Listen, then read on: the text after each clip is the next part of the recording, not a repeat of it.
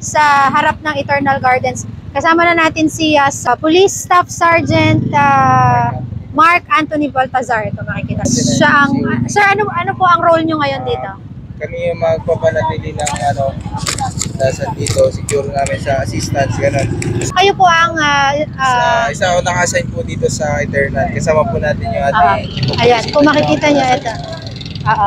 Ito si Sir, si Lieutenant Colonel Chief of Police ng Gimba, si Lieutenant Colonel Reynold Macabitas. Nakita nyo, nandito siya sa gitna ng daan.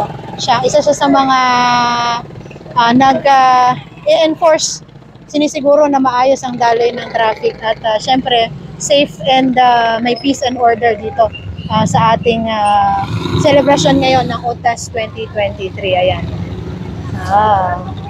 Napakasipag ng ating Chief of Police. Ayan.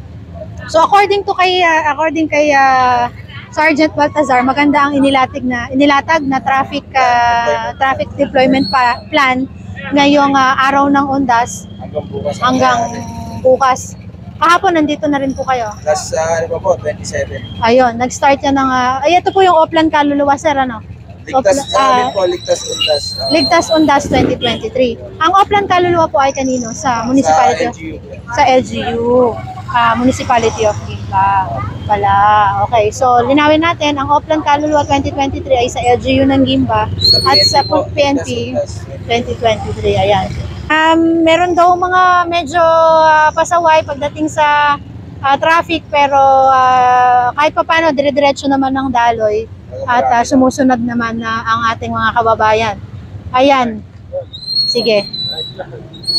Yan ang bulto, no, ng dating ng mga dumadalaw. In-expect din po namin yan, kaya nagkaroon po ng maayos. Ayan. Maalala na rin po sa ating mga kababayan, sa mga magpupunta po sa sementeryo, doon na po kayo dumiretso sa parking space po natin sa bypass para po sa ganun lumakad na lang po kayo papunta po sa mga sementeryo. Apo. Ayun, libre yung parking sa bypass, Libre po, walang libre. bayad. Wala pong bayad po. Oo. At paano yung mga sasakyan nila, sir? May mga secure Pero po naman? secure na kapulisan, mga force multiplier at mga barangay po natin. Kasama po ng PNP talaga yun. Ayun, sige.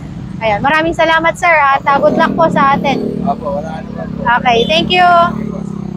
Ayan, sige. Kung makikita nyo, ayan, babalik na si sir sa kanyang pwesto at pinaunlakan lang niya yung ating kaunting interview. At syempre hanggang ngayon, ayan, makikita niyo si Chief of Police Macabitas.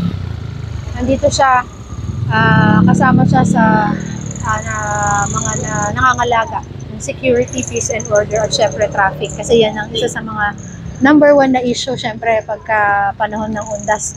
Yung mga sasakyan natin dumadagsa at naghahanap ng parking. Ngayon, gaya nga nung sinabi ko kanina, merong mga parking dito na pwede ding bayaran.